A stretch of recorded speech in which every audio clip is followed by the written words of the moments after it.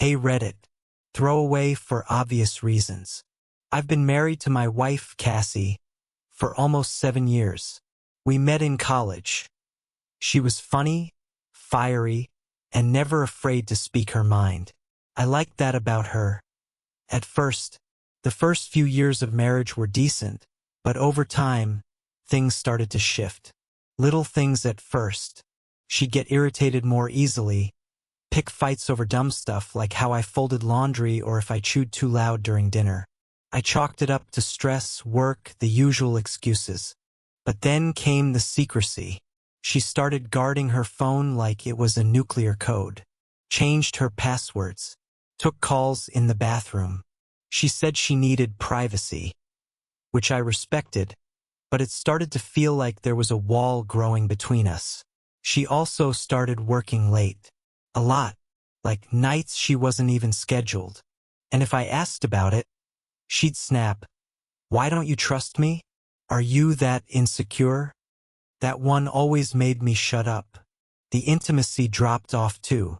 She'd say she was tired, not in the mood, or make comments like, "It's not always about sex, you know?"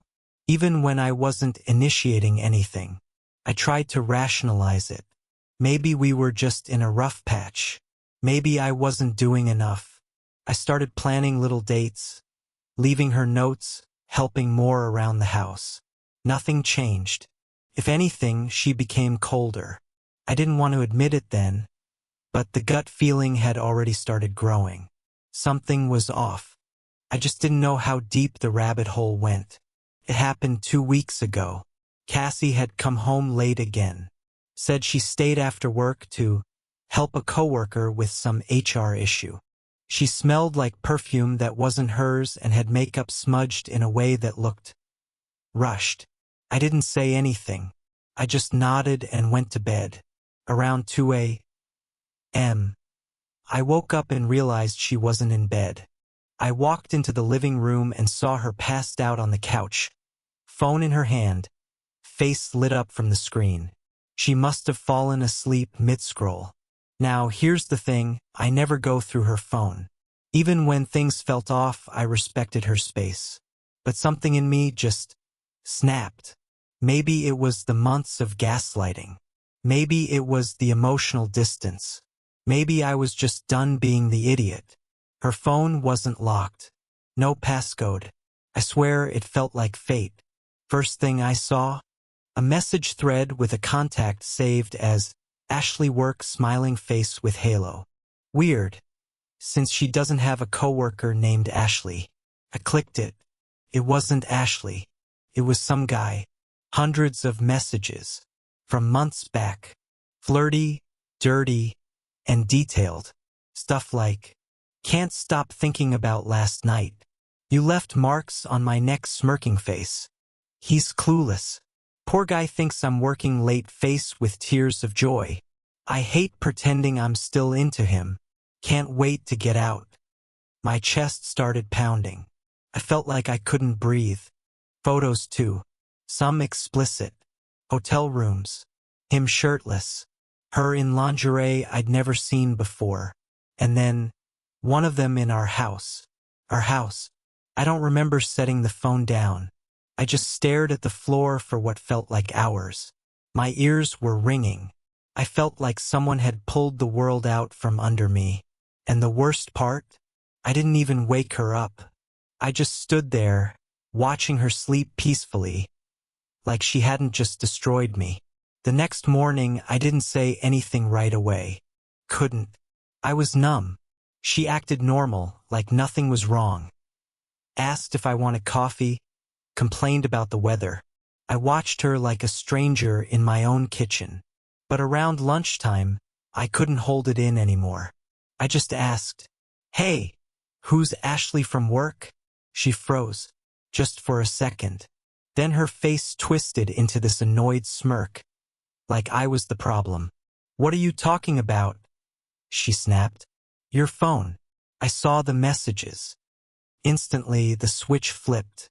She went into full denial mode. "You went through my phone? Seriously? That's a total invasion of privacy." No remorse. No fear. Just offense. I stayed calm, too calm, probably. Cassie, don't play dumb. I saw everything. The texts. The photos. Even the ones in our house. She paused again. And then, with the most infuriating shrug, said, "Fine. You want honesty? Yes. I've been seeing someone. But it's not what you think. Not what I think." Really? She launched into this insane justification.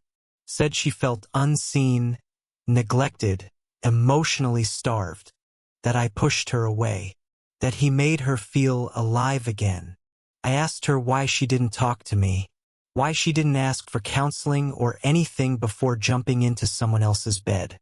She rolled her eyes. "You would have just guilt-tripped me like always. You're too soft. I needed a man who makes me feel something." That hit me like a bullet. Then she had the audacity to say, "Look, it's not serious. I still love you, but I needed this. And honestly, if you hadn't snooped, we wouldn't even be having this fight. Like it was my fault. Like I broke her trust." That was the moment something inside me died. After that confrontation, I didn't yell. I didn't cry. I didn't punch a wall or storm out. I just sat down. It felt like everything inside me had been scooped out. I wasn't even angry anymore. I was hollow. Like I'd watched a car crash in slow motion for months. And now that it finally hit, there was nothing left to react with. She kept pacing, ranting, spinning it like I was the controlling one. I was the reason she strayed. "You're always so passive. So boring. You don't challenge me anymore," she said. Like I was some faulty appliance she'd outgrown. She even tried to flip it sentimental at one point. "I do love you, you know. I just needed more. You've changed." Yeah. I had changed. I bent over backwards for her. Gave her patience, space, grace. Sacrificed parts of myself just to keep this thing alive while she was out playing house with someone else. And now she wanted to talk about love? I didn't sleep that night. Just laid in bed staring at the ceiling while she snored next to me like nothing had happened. The next few days were a blur. I went to work, nodded through meetings, smiled when I had to. But I was somewhere else entirely. I started questioning everything. Was I not enough from the beginning? Did she ever really love me or just the idea of me? How long had I been living in a lie I was too loyal to even suspect? Worst of all, I felt stupid, embarrassed, like a fool who missed every red flag waving in his face. But even through all of that, the pain wasn't what broke me. It was the betrayal, not just of the cheating, but of the person I trusted with everything, looking me in the eye and blaming me. That's a special kind of cruelty.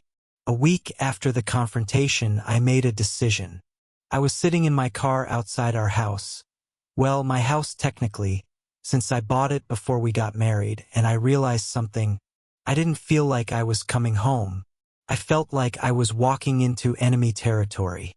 That night, I told her I wanted a separation. She laughed. "Oh, come on. You're being dramatic. We can fix this if you stop sulking." Sulking.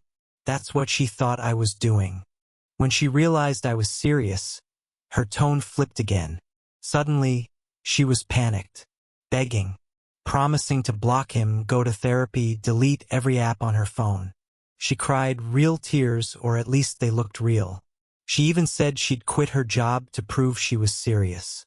But I didn't budge. Because here's the truth. I could forgive cheating. Some people do. Some couples work through it. But I can't forgive the way she did it. The lies. The blame. The way she humiliated me and showed zero remorse until she realized I was walking away. It wasn't just infidelity, it was cruelty. So I packed a bag and went to stay with a buddy. I've already contacted a lawyer and started the paperwork. No kids, thankfully, which makes this cleaner. She's been texting nonstop. Long paragraphs. Apologies. Promises. Even threats.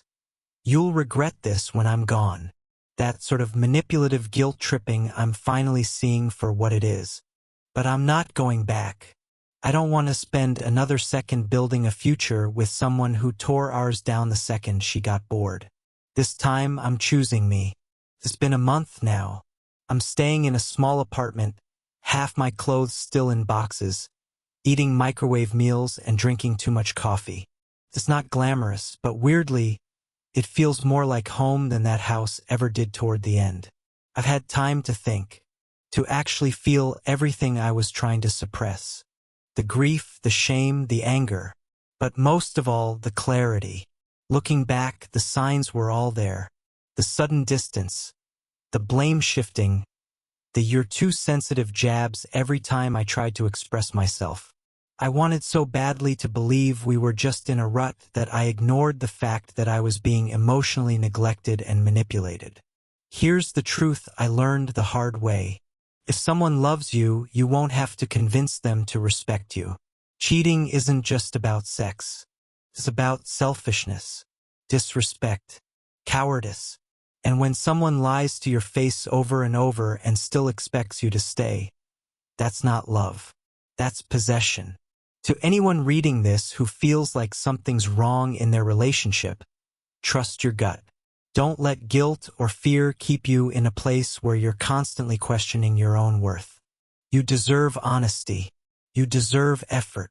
And if someone can't give you that, you deserve the strength to walk away. I lost a marriage, yeah, but I got myself back.